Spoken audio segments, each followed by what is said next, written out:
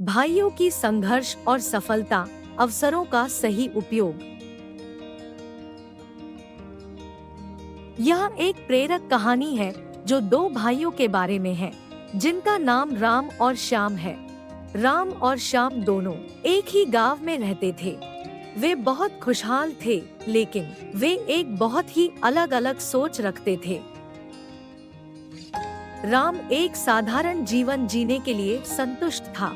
उसकी आदत थी कि वह हर काम को संभालता था और कभी भी निराश नहीं होता था। वह अपने काम को हमेशा समय पर पूरा कर देता था और यही उसका मंत्र था।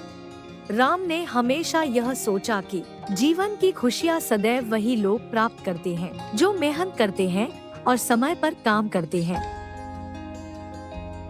श्याम बहुत अद्यतनवादी था और बड़े बड़े सपने देखता था। उसके पास बहुत उम्मीदें थी, लेकिन वह अक्सर निराश हो जाता था क्योंकि उसे अपने लक्ष्यों तक पहुंचने के लिए अधिक समय लगता था। वह हमेशा अपने भविष्य के बारे में सोचता रहता था और यही उसकी सोच की वजह से उसे आज के सुख को समझने की क्षमता नहीं होती थी।